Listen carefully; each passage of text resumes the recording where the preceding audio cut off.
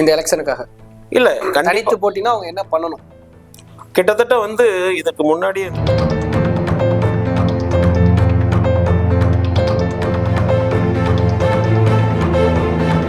அங்க வந்து ஒரு ஆதவ அர்ஜுனா நின்றாலும் சரி, செங்கோட்டை நின்றாலும் சரி, புஷி அவர்கள் நின்றாலும் சரி, இல்ல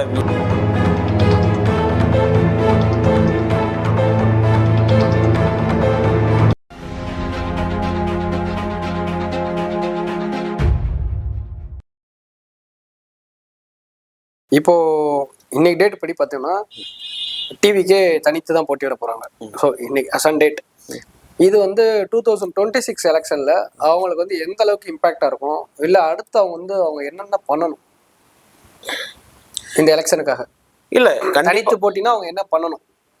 கிட்டத்தட்ட வந்து இதுக்கு முன்னாடி இந்த கட்சி இவங்க வந்து தொடங்கின காலத்துல இருந்தே வந்து இந்த ஆட்சியிலும் அதிகாரத்திலும் பங்கு அப்படின்ற ஒரு விஷயத்த விஜய் அவர்கள் சொன்ன போதே ஆப்போசிஷன்ல இருக்கிற ஒருத்தர் பேர் வந்து அவங்க முயற்சி பண்ணதே தாவேக்கா தனித்து விடப்படணும்னு தான் அவங்க முயற்சி பண்ணாங்க.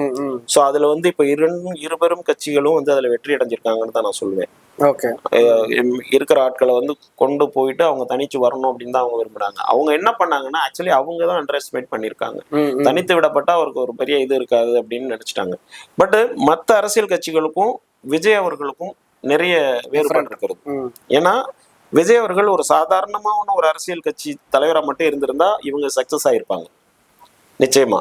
பட் அதை தாண்டி ஒரு அபிமானம் மிக்க ஒரு கரிஸ்மேட்டிக் லீடர், ஒரு பெரிய நடிகர், ஒரு யூத் ஃபாலோவர் தாண்டி ஒரு மிக பெரும் மக்களுக்கு வந்து ஒரு ஆர்வத்தை தூண்டக்கூடிய ஒரு நடிகர். புரியுதா உங்களுக்கு? அப்போ அந்த ஒரு ஆஸ்பெக்ட்ல வந்து பார்க்கும்போது கட்சியை தாண்டி அவருக்கு ஒரு பெரிய ஃபேன் ஃபாலோவர்ஸ் இருக்கு. அது குழந்தைகள்ல ஆரம்பிச்சு இளைஞர்ல இருந்து, இளம் பெண்கள்ல இருந்து, குடும்ப பெண்கள்ல இருந்து, இப்படி ஒரு நீங்க அவரை போய் கொண்டு போய் சேர்க்கணுன்ற விஷயம் இல்லை. சேர்ந்துட்டாங்க. அவரே சொன்ன மாதிரி ஏற்கனவே அவர் வீட்டுக்குள்ள இருந்துதான் கட்சி ஆரம்பிக்க வந்திருக்காரு. இப்ப கட்சி ஆரம்பிச்சுட்டு ஒவ்வொரு வீட்டுக்குள்ளேயும் அவர் போக வேண்டியது இல்லை. ஆல்ரெடி வீட்டுக்குள்ள இருக்காரு, இருந்துட்டு தான் கட்சி ஆரம்பிக்கிறார். அப்போ அது ஒரு பெரிய விஷயம் இல்லை. பிளஸ் இப்ப அவங்களுக்கு லேட்டஸ்டா கிடைச்சிருக்கிற அந்த சின்னம், இந்த விசில் சின்னம் அப்படின்றதும் வந்து பாத்தீங்கன்னா ரொம்ப ஈஸியா போய் சேரக்கூடிய ஒரு விஷயம். அதே மாதிரி ஒரு சாதாரண தலைவரா இருந்தா அதை நீங்க ஒவ்வொரு ஊருக்கும் போய் நீங்க சேர்க்கறதுக்குள்ள அது ஒரு பெரிய இதுவாயிடும். ஃபார் எக்ஸாம்பிள் சீமானனே வந்து அவருக்கு மைக்கு கொடுக்கும்போது அதை போய் சேர்க்கறதுக்கு அவர் அவ்வளவு பாடுபட்டாரு. அப்ப இங்க விஜய் அவர்களுக்கு அப்படிங்கிறது வந்து தாவேக்கா தலைவருக்கு என்னன்னா, அவர் நம்ம முன்னாடியே நம்ம சொன்ன மாதிரி ஒரு விசில் எடுத்து அவர் ஊதிட்டு தூக்கி காமிச்ச உடனே அது அடுத்த 3-4 நிமிஷத்துல மொத்த பேருக்கும் போய் சேர்ந்துருது. அப்ப ஆல்ரெடி இப்போ இந்த விசில் சின்ன வந்து இன்னைக்கு எத்தனை நாள் இருக்கும்? 1 வீக் கூட இருக்கு, அவ்வளவு கூட இருக்காது இல்லையா? அது செகண்ட் டே தேர்ட் டேல போய் மொத்த பேருக்கும் தாவேக்காவோட சின்ன விசில் போய் சேர்ந்துருச்சு. அப்போ இது வந்து மற்ற கட்சிகள்ல இருந்து இது வேறுபட்டு இருக்கு இல்லையா? அப்போ அந்த வீச்சு இருக்கிறதுனால, அந்த ஒரு எக்ஸ்பெக்டேஷன் இருக்கிறதுனால, அந்த ஒரு வேல்யூ இருக்கிறதுனாலதான் இது நடக்குது. அப்போ இந்த எலெக்ஷன்ல அவங்க கூட்டணி சேர்ந்து நின்றாலும் சரி, இல்ல தனிச்சு நின்றாலுமே சரி, அங்கே விழுகிற ஒவ்வொரு ஓட்டும் வந்து விஜய் அவர்களுக்கு. அங்க 234 தொகுதி வேட்பாளர்கள் நிக்கிறாங்கன்னா அந்த 234 தொகுதியிலும் நிற்பவர் விஜய். அப்படித்தான் இந்த எலெக்ஷன் அவங்க வந்து கண்டெஸ்ட் பண்ண போறாங்க. அங்க வந்து ஒரு ஆதவ அர்ஜுனா நின்றாலும் சரி, செங்கோட்டை நின்றாலும் சரி, புஷி அவர்கள் நின்றாலும் சரி, இல்ல வேற எந்த தலைவர், இல்ல யாரோ ஒரு மாவட்ட செயலாளர், யாரோ ஒரு ஒன்றிய செயலாளர் நின்னாலும் அங்கு நிற்கக்கூடிய வேட்பாளர் இந்த 26 எலெக்ஷனை பொறுத்த அளவுக்கு தமிழக வெற்றி கழகத்தினுடைய தலைவர் விஜய் நிற்கிறார். அப்படித்தான் இந்த எலெக்ஷனை அவங்க கண்டெஸ்ட் பண்ணணும், அப்படித்தான் பண்ண போறாங்க. ஆக அங்க விழுற ஒவ்வொரு ஓட்டும் விஜய் அவர்களுக்கு தான். அப்ப அந்த வகையில பார்க்கும்போது கிட்டத்தட்ட வந்து மக்களோட மனநிலை கிட்டத்தட்ட 31 வருடம் அதிமுக ஆட்சி புரிஞ்சிருக்காங்க. கிட்டத்தட்ட 26 ஆண்டுகளுக்கு மேல திமுக பண்ணியிருக்காங்க. கிட்டத்தட்ட 2 பேர்களும் பாத்தீங்கன்னா அந்த ஊழல் அப்படின்ற ஒரு விஷயத்துல கொஞ்சமும் சளைக்காதவர்கள் தான். இது மக்களுக்கு ரொம்ப நல்லாவே தெரியும். அது 2024 டெக்னாலஜி இவ்வளவு வளர்ந்த காலத்துல எல்லாமே ஓபன் அப் ஆயிருக்கு. எல்லாமே எல்லாத்துக்கும் தெரியும், எல்லாமே எல்லாருக்கும் தெரியும். நீங்க எதையுமே எடுத்து சொல்லி இப்படி இப்படி நீங்க சொல்லலாம் தேவையில்லை, அவங்களுக்கே தெரியும். இதை வந்து நல்லா பேசக்கூடியவர்கள் அங்க பக்கத்துல சொல்லுவாங்க. இதை நிறைய பேரு மௌனமா பாத்துக்கிட்டு இருக்காங்க. அந்த மௌனமா பாத்துக்கிட்டு இருக்கிறவங்களோட பெர்சன்டேஜ் தான் இந்த எலெக்ஷன்ல ஒரு மிகப்பெரிய மாற்றத்தை, ஒரு மாறுதலை உண்டாக்க போகுது. அது பெரிய ஒரு மௌன புரட்சியா கண்டிப்பாக தாவேக்காவுக்கு அது கை கொடுக்கும். அவங்க இண்டிவிஜுவலா 234 தொகுதியில நின்னாலும் கூட அவங்கள் தவிர்த்து வேற யாருமே இந்த தடவை ஃபார்ம் பண்ணவே முடியாது. அந்த ஒரு சூழலை விஜய் அவர்கள் கண்டிப்பாக ஏற்படுத்துவார். இந்த எலெக்ஷனோட சென்ட்ரிக் பாயிண்ட் தமிழக வெற்றி கழகம். அவங்கள சுத்தி தான் இந்த எலெக்ஷனே நடக்கும். அதுதான் உண்மை.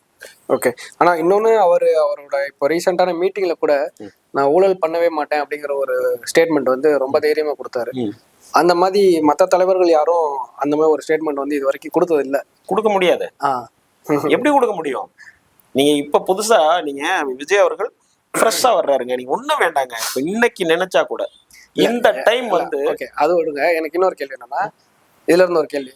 இப்ப அவர் அந்த போல்ட் ஸ்டேட்மெண்ட் கொடுத்ததுல இருந்து ஏடிஎம்கேவா இருக்கட்டும், டிஎம்கேவா இருக்கட்டும், அவர் வந்து டிக்கெட் அவ்வளவு வித்துட்டாரு, டிக்கெட் அவ்வளவு விக்கிறாரு அப்படிதான் சொல்றாங்களே தவிர யாருமே நாங்க வந்து எதுவுமே பண்ணல எப்படி சொல்ல முடியும் அப்படிங்கிற ஒரு யாருமே இது வரைக்கும் நீங்க இந்த 1 வீக்கா பாத்தீங்கன்னா யாருமே அந்த மாதிரி ஒரு ஸ்டேட்மெண்ட் கூட கொடுக்கல.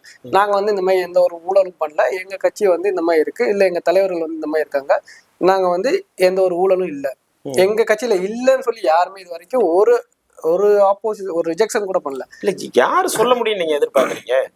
இதுவரையில ஆண்டது இந்த 50-60 ஆண்டு காலம் ஆண்டது இந்த இருபெரும் கட்சிகள் தான்.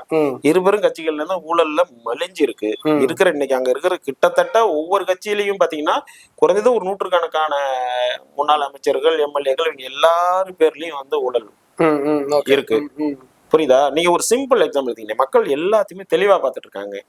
போன இந்த எடப்பாடியாரோட கவர்மெண்ட் நடந்துட்டு இருக்கும்போது இன்றைக்கு முதல்வராக இருக்கிற ஸ்டாலின் அவர்கள் கிட்டத்தட்ட ஒரு பெரிய 23 அமைச்சர்கள் மேல தனித்தனியா ஃபைல் போட்டு ஒவ்வொருத்தரும் எவ்வளவு ஊழல் பண்ணியிருக்காங்க அப்படின்னு சொல்லி கவர்னர்கிட்ட போய் கொடுத்துட்டு வெளியில வந்து அவர் கொடுத்த பேட்டி என்ன, இந்த கவர்மெண்ட்டை மாத்திருவேன், மாத்தி வந்த உடனே மொத்த ஊழல் வழக்கையும் விசாரிச்சு அத்தனை பேர் மேலேயும் எஃப்ஐஆர் போட்டு அவங்களோட சொத்துக்களை எல்லாத்தையும் ரெக்கவர் பண்ணி மக்களுக்கு அதை நான் சேர்ப்பேன்னு சொல்லி அவ்வளோ வீரவசனம் பேசினார் இப்ப இருக்கிற ஐயா முதல்வர். அவர் ஆட்சிக்கு வந்து முடிந்து அடுத்த எலெக்ஷனை பத்தி இப்ப நம்ம பேசிட்டு இருக்கோம். இது நாள் வரையில அந்த ஊழலை பத்தி ஒரு வார்த்தை பேசியிருக்காரா? ஒரு எஃப்ஐஆர் போட்டிருக்காரா? ஏன் போடல? இன்னொரு பாயிண்ட், இதே எடப்பாடி அவர்கள் 5 வருடமா அவர் ஆட்சியில இருக்கும்போது இவர் இப்ப இருக்கிற முதல்வர் அவர்கள் வந்து அவர் மேல நிறைய குற்றச்சாட்டுகள் சொல்லிக்கிட்டே இருந்தாரு. ஆனா அவர் வந்து செய்யல. இவரு இந்த 5 வருடமா அமைதியா இருந்துட்டு இந்த கவர்மெண்ட்டை பத்தி ஒரு ஊழலை பத்தியோ எதை பத்தியுமே இவர் பேசாம அமைதியா இருந்துட்டு இப்ப போய் ஒரு ஃபைல் எடுத்துட்டு போயிட்டு சேம் சினாரியோ அந்த எண்ட்ல இப்ப இருக்கிற சிஎம் பண்ண அதே சினாரியோவை இந்த பீரியட்ல இவர் எடப்பாடி அவர்கள் எடுத்துட்டு போய் கவர்னர்கிட்ட கொடுக்குறாரு. அப்போ இது எல்லாத்தையுமே மக்கள் தெளிவா பார்த்துட்டு இந்த சீன் எல்லாமே எவ்வளவு பெரிய டிராமா, இது நமக்கு விரிக்கப்படுற ஒரு வலை, இந்த வலையில வந்து விழக்கூடாது அப்படின்றத மக்கள் தெளிவா பார்த்துட்டு இருக்காங்க. இது எவ்வளவு பெரிய நாடகம் பாருங்க. அப்ப இவங்க 2 பேருக்குள்ளயுமே ஒரு நல்ல அண்டர்ஸ்டாண்டிங் இருக்கு. அப்ப நீங்க விஜய் வச்சு நீங்க வேற என்ன சொல்லுவீங்க? அது ஒரு ஃப்ரெஷ் கம்மர். அவர் மேல நீங்க ஒண்ணுமே சொல்ல முடியாது. இன்னும் சொல்ல போனா இந்தியாவுல இன்னைக்கு டாப் மோஸ்ட் சம்பளம் வாங்குற ஒரு நடிகர், இந்தியாவோட அதிகபட்சமான கிளீன் இமேஜ்ல டாக்ஸ் கட்டின 2வது பர்சன் ஒருத்தர் ஷாருக் கான், 2வது இவர்.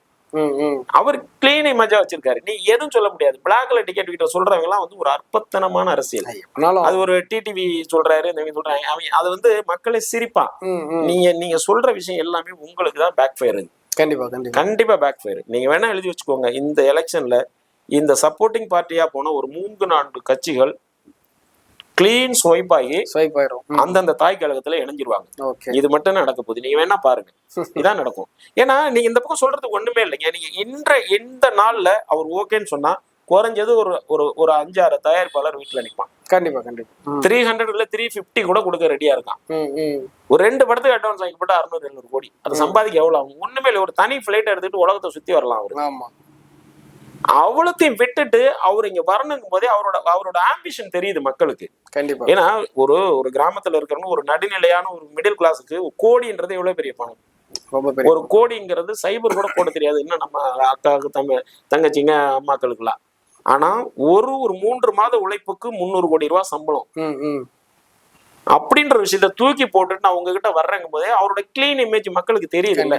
அவருக்கு பணம் தேவையில்லை. அது அன்னைக்கு தான் அவர் அந்த மீட்டிங்ல அதான் சொன்னாரு. அவரு எனக்கு தேவையில்லை, நான் ஏன் அதை பண்ணணும்? அப்ப நான் பண்ணும் போது என் முன்னாடி இருக்கிறோம்னு அதை பண்ண மாட்டாங்க, அதை உரி கொடுக்குறாரு. அப்ப இது எல்லாமே மக்கள் பார்த்துட்டு இருக்காங்க. நீங்க என்னதான் வெளியில எவ்வளவு பெரிய செட்டப் பண்ணி நெரேட்டிவ் செட் பண்ணி டீம் செட் பண்ணி எல்லாம் பண்ணாலும் இந்த மாதிரியான ஒரு விஷயங்கள் வந்து கண்டிப்பா ஒரு மாறுதல் உண்டு பண்ணும். இது நீங்க ஒரு உலகம் முழுக்க நீங்க எடுத்துக்கோங்களேன், ஆளுமை மிக்க இந்த மாதிரியான பொறுப்புல இருப்பவர்கள் அல்லது ஆண்டு கொண்டிருப்பவர்கள் ஏதோ ஒரு காலகட்டத்துல மாற்றப்பட்டு தூக்கி வீசப்படுவார்கள். அது கண்டிப்பா இது உலகம் முழுக்க நடந்திருக்கு. அந்த சூழல் இன்றைக்கு தமிழ்நாட்டில் நடக்கும். இது அப்படித்தான் நம்ம பார்க்கணும். அதனால இவங்க வந்து ஸ்ட்ராங்கா இருக்காங்க, இங்க ஒரு 8-10 கட்சி இருக்கு, இங்க ஒரு 8-10 கட்சி இருக்கு, அதனால அது கிடையாது. மக்கள் இந்த பக்கம் இருக்காங்க. மக்கள் எந்த பக்கம் இருக்காங்கிறது தான் முக்கியம். என்ன பொறுத்த அளவுக்கு மக்கள் தாவேக்கா பக்கம் இருக்காங்கன்னு தான் நான் பாக்குறேன். ஓகே. ஏன்னா நீங்க இப்ப போய் கூட்டணி போய் சேர்ந்துருச்சு. ஒவ்வொரு கட்சி இப்ப லாஸ்ட் எலெக்ஷன்ல வாங்கின ஓட்டை நீங்க எடுத்து பாருங்க. கண்டிப்பா. இப்ப மாமாக்கு போய் ஏடிஎம் கிட்ட சேர்ந்திருக்கு. போன எலெக்ஷன்ல 4% ஓட்டு வாங்கினாங்க. அந்த கட்சி இன்னைக்கு 2ஆ பிரிஞ்சிருக்கு. அப்ப எவ்வளவு பெர்சன்டேஜ் கிடைக்கும்? 2 தான் ஆட்டோமேட்டிக்கா. அது கூட போன தடவை தேர்ட் ஆப்ஷன் இல்ல.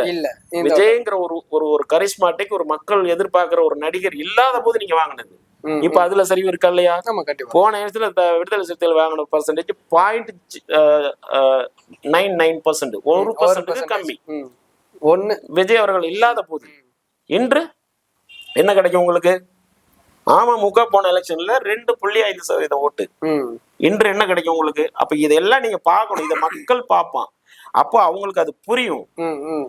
புரியுதா உங்களுக்கு? இந்த கூட்டணி கணக்குகள், இந்த பெர்சன்டேஜ் கணக்கு எல்லாமே சுக்குநூறா உடையும். ஓகே. அது கண்டிப்பா நடக்கும். அதை நீங்க பார்க்கதான் போறோம். நம்ம இந்த பதிவு இதுல இருந்தா கூட அந்த டைம்ல இதை திருப்பி எடுத்து கூட நம்ம டெலிகாஸ்ட் பண்ணலாம். அந்த இடத்துக்கு தான் இது வரப்போகுது. கண்டிப்பா. அதனால தாவேகா தனித்து விடப்பட்டுடுச்சு, அதனால நம்ம வின் பண்ணிட்டோம் அப்படின்னு இருபெரும் கட்சிகள் நினைச்சாலும் சரி, அது அவர்களுக்கு செட்பேக் தான். இது அவங்களுக்கே நல்லாவே தெரியும். தெரிஞ்சுதான் பண்றாங்க. பட் இந்த எலெக்ஷனை பொறுத்த அளவுக்கு தாவேகா இல்லாமல் எந்த ஆட்டமும் இங்க நடக்காது. அவர்களை சுற்றி தான் அந்த அரசியல். அவங்களுக்கு இது எந்த வகையில பார்த்தாலும் பிளஸ் தான். Okay okay. மீண்டும் வேறொரு சந்திப்புல வேறொரு டாபிக்கை பத்தி பேசலாம். நன்றி, வணக்கம். நன்றி.